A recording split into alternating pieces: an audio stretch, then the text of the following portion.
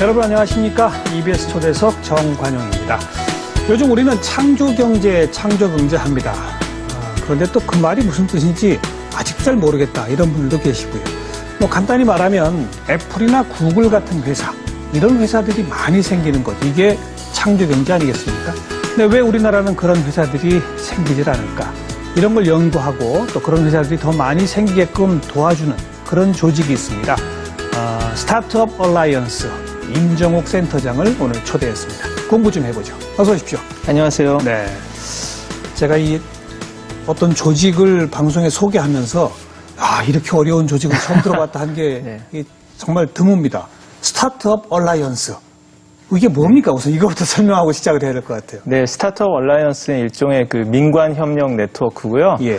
2013년에 재작년에 네, 재작년에 이렇게 설립이 됐고요. 민관 협력 네. 네트워크. 네, 그래서 그 일종의 그 스타트업들이 잘 되도록 이렇게 한국의 스타트업 생태계를 활성화시키는 그런 목적으로 만들어졌고, 이 정부 쪽에서는 미래부하고 저희하고 그리고 그 여러 가지 그 학교라든지 대기업이라든지 그리고 투자자들을 다 이렇게 모아서 잘 연결해서 스타트업들이 잘 이렇게 성장을 하고 네. 잘 클 수 있도록 도와주는 그런 역할을 하는 비영리 기구입니다. 스타트업들이 이런 표현을 쓰시는데 스타트업이 뭐예요?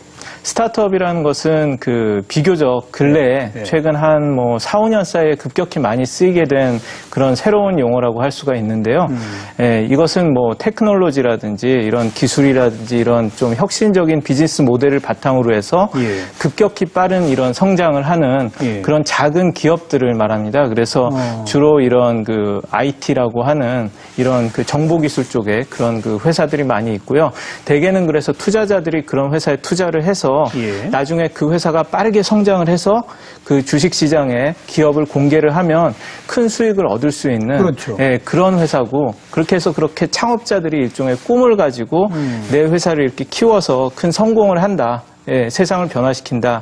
이런 그 문화를 갖고 있는 그런 기업들을 스타트업이라고 하고, 그래서 일종의 스타트업이 뭐랄까 이런 그 꿈 같은, 나는 스타트업을 한다라는 자체가 뭔가 멋지고 뭔가 시작해서 새로운 영역을 만들어서 꿈을 갖고 달리는 사람이랄까 이런 좀 느낌들을 주는 것 같습니다. 그러니까 스타트업 하면 하나의 무슨 운동처럼 들리는데 그 자체가 기업을 지칭한다 이 말씀이신 거죠? 그렇죠. 그럼 벤처랑 뭐가 달라요? 벤처 기업하고 스타트업 기업이 다른 겁니까? 사실은 비슷한데요.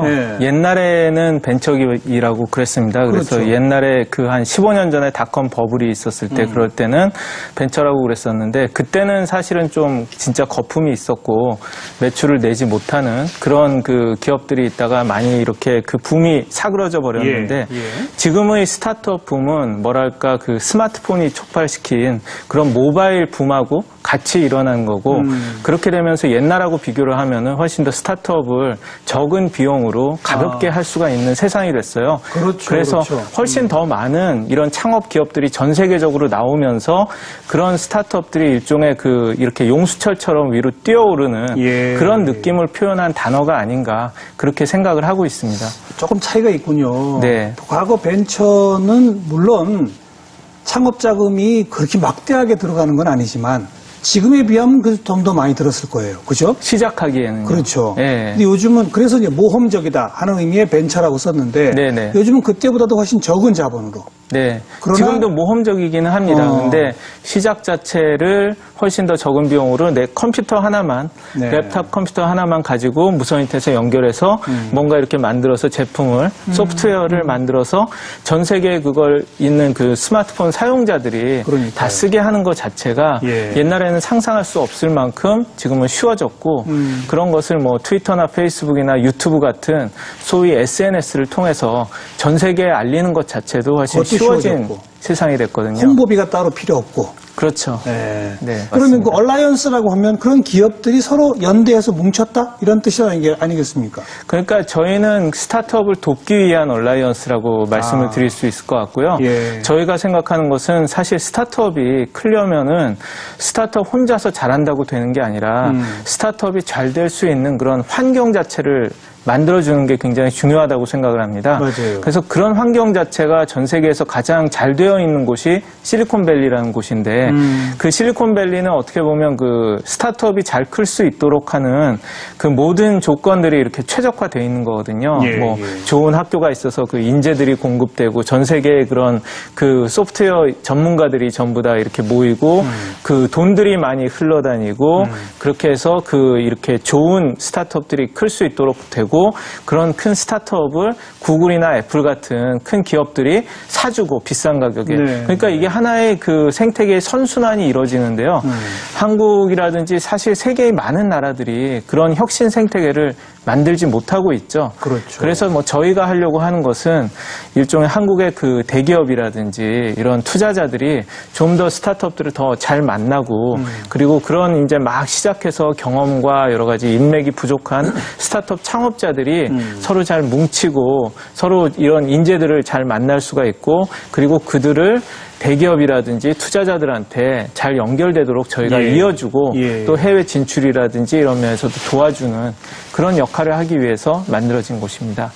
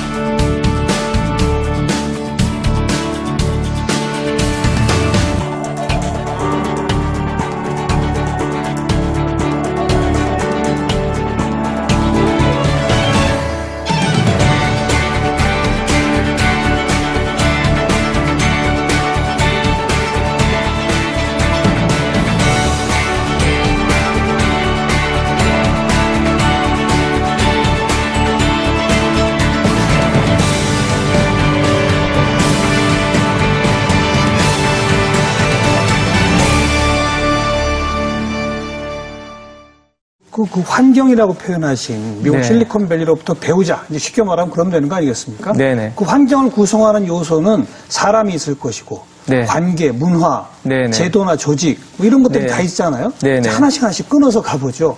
그러면 사람이 다릅니까? 실리콘밸리의 사람과 우리나라 사람들이 달라요? 사람은 똑같잖아요? 사람은 똑같은데요. 네.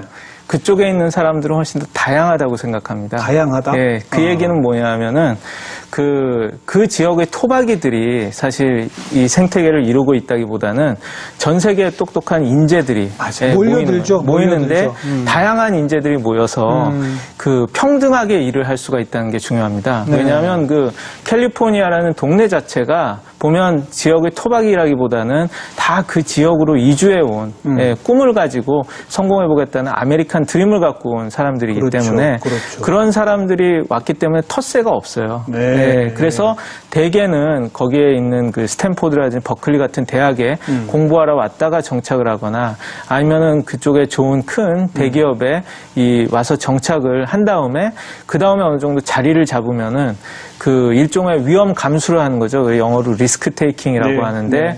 그런 식으로 해서 스타트업에 뛰어들어서 새로운 또 이런 비즈니스와 새로운 이런 제품을 혁신적인 걸 만들어서 세상을 바꿔보겠다고 달려드는 사람들이 제일 많은 거고요. 그래서 하긴, 네. 스타트업 동네의 일종의 저는 메이저 리그라고 할 수가 있을 것 같습니다. 하긴 빌 게이츠도 대학 다니다가 때려치고 네네. 자기 차고에서 창업하기 시작한 거 아닙니까? 네네, 그렇죠. 근데 네. 그런 꿈을 안고 전 세계에서 몰려든 다양한 인재들이 모여 있다. 네네. 그리고 그들의 관계가 평등하다. 네네. 그럼 우리나라는 인재들은 있지만 다양성이 없네요. 다양한 사람들이 모여 있어야지 좀 다른 생각이 나온다고 생각을 합니다. 그렇죠. 예, 다른 아이디어라든지 그리고 뭐랄까 이런 그 지위 여하를 막론하고 이야기를 자유롭게 하고 토론을 하고 이렇게 할 수 있는 문화에서 새로운 것들이 나오는데 그런 면에서 봤을 때는 실리콘밸리가 뭐랄까 그런 그 문화를 갖고 있기 때문에 혁신이 태동되고 뭔가 시작을 하는 데 있어서 최적의 그런 그 지대가 아닌가 그렇게 생각을 합니다. 그리고 우리는 평등하지 않죠, 관계가. 아무래도 한국만큼 예. 이렇게 그 서로 나이를 따지고 학벌을 따지고 지연을 따지고 예, 그래서 그런 거에 좀 거역해서 이야기를 하면은 예. 쟤는 건방지다라든지 이런 말이 나오는 문화 자체에서는 좀 어렵죠. 예. 예. 그래서 저는 그 미국에 살다가 한국에 와서 이렇게 가끔씩 느끼는 게 우리는 굉장히 이런 그 상의 하달, 톱다운의 문화구나. 그래서 항상 위에 시키는 말을 이렇게 좀 들어야 되고 이 밑에서 올라오는 그런 바텀스업이라고 그러죠. 네. 예, 그런 식의 변화를 이끌어내기가 참 어렵다는 그런 생각을 합니다. 예, 그게 미국 사회와 그 한국 사회의 차이인 것 같다는 그런 생각이 들어요. 미국 실리콘밸리에서 직접 기업을 운영하셨었잖아요. 저는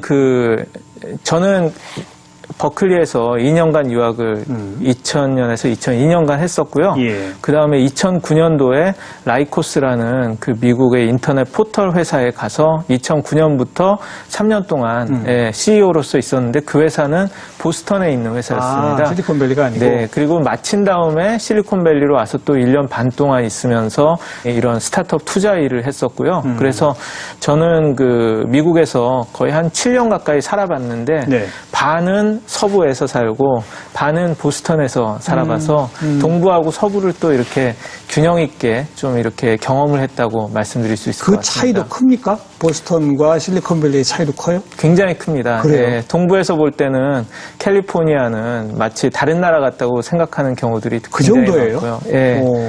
어떻게 차이가 나는데? 동부가 그래도 훨씬 더 보수적이고요. 예, 그렇지만 보스턴은 교육 도시고요. 뭐 하버드, MIT 같은 굉장히 있죠. 많은 그런 그 세계적인 대학들이 있기 때문에 또 이민자들이 굉장히 학교로에서 온 사람들이 많기 때문에 꼭 그렇게 보수적이라고만 할 수는 없을 것 같습니다. 그렇지만 서부의 특히 실리콘밸리하고 비교를 하면은 좀 많이 다르다고 할 수가 있고요.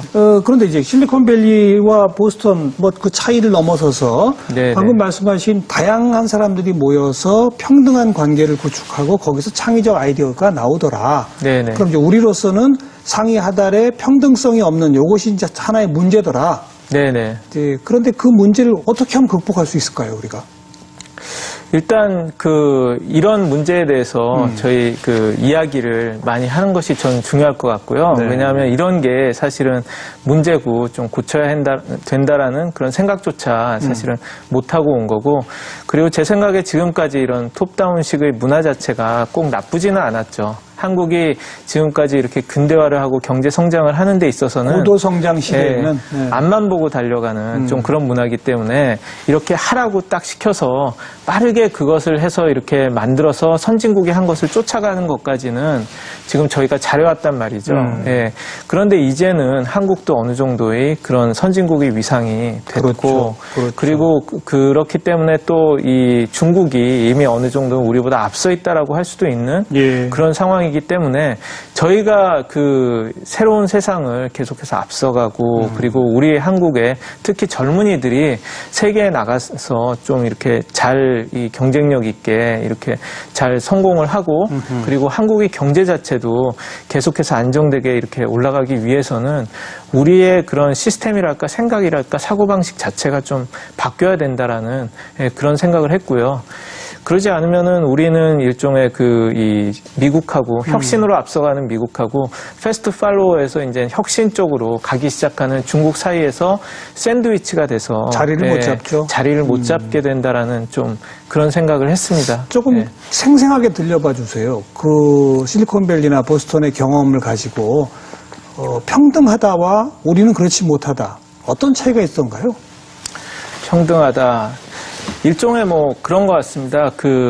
저희는 예를 들면 어떤 대기업이라든지 뭐 이런 그런데 가면은 우선은 그 임원이라든지 특히 사장님 같은 회장님 같은 사람은 거의 하느님처럼 이렇게 모시는 경우가 많고 그런 분들이 앞에 있으면은 그 말단 직원은 고사하고 뭐 한 어느 정도 부장이라든지 이런 중간 임원들도 거의 말 한마디 토를 달지 못하고 다 그냥 시키는 대로만 하고 그런 문화에 젖어 있는 거를 보고 딸랑딸랑 회장님 뭐 그런 거죠. 그런 걸 많이 보죠. 근데 뭐 실리콘밸리 같은 곳에 이렇게 가서 보면은 뭐 예를 예를 들면 뭐 페이스북 같은 회사에 실제로 이렇게 가보면은 뭐 마크 저커버그 같은 한국으로 보면은 웬만한 재벌 회장보다도 돈도 많고 파워풀한 그런 사람이 똑같은 크기의 책상에 이렇게 아무 거리낌 없이 이렇게 앉아 있고 예, 그래서 제가 이렇게 그 페이스북을 방문해서 이렇게 지나가다 이렇게 딱 보면 저기 그 마크 저커버그가 있는 자리다. 그리고 여기 그 셰릴 샌드버그라고 하는 그 CEO가 저기 앉아 있는 저분이 그 CEO다. 이런 게 그냥 지나가는 방문객들한테도 보일 정도로 그런 오픈된 그런 평등한 문화에서 그렇게 일을 하고 있고요. 예. 그리고 자주 그런 그 커뮤니케이션이라든지 소통 같은데 굉장히 힘을 기울여서 그럼 회의석상에서도 누구나 말을 자유롭게 해요. 그렇죠. 회의석상에서도 말들을 되게 자유롭게 하고 특히 인상적인 것은 그쪽에서는 그 전체 회의를 많이 합니다. 그래서 전 직원 회의? 전 직원 회의를 많이 해요. 그래서 그런 자리에서는 그 CEO가 나와서 회사의 그런 지금 진행되고 있는 여러 가지 그 이런 매출이라든지 경영 상황이라든지 중요한 전략 같은 것을 쉴 새 없이 그렇게 계속 설명을 한다는 거죠. 그래서 저는 구글 같은 회사가 그 TGIF라고 해서 그 매주 사실 금요일에 이렇게 전 직원들이 이렇게 모여서 이 레리 페이지라든지 세르게이 브린 같은 CEO, 파운더가 창업자가 다 회사의 이런 돌아가는 상황을 다 설명을 하고 질문을 다 받고 그런다는 거예요. 예, 그래서 아니, 지금은 규모가 커져서 직원 숫자가 어마어마할 텐데 다 모여요? 그것도 보면은 강제가 아닙니다. 강제가 아니고 듣고 싶은 사람은 듣고 아닐 사람은 아니고 그런 식으로 자유롭게 운영을 하는 건데 어쨌든 그렇게 그런 자리에 있는 사람들이 투명하게 그런 것을 계속 이야기를 하고 따라오라고 얘기를 하고 질문을 받는다는 것이 중요하고요. 그래서 저는 구글 정도 되는 회사가 사실 그렇게 자주 매주 더구나 그렇게 바쁜 우리로 치면은 뭐 회장님 같은 분이 꼭 나와서 그렇게 얘기를 할까 저도 사실 의심을 했어요. 근데 실제로 구글이나 이런 회사 다니는 사람들한테 물어보면 정말 그렇게 실천을 한다는 거고 지금도 항상 그러니까 그런 일관성을 갖고 그렇게 하는 것들이 되게 중요하고요. 그리고 사실 그렇게 할 수밖에 없는 이유가 또 있답니다. 그것은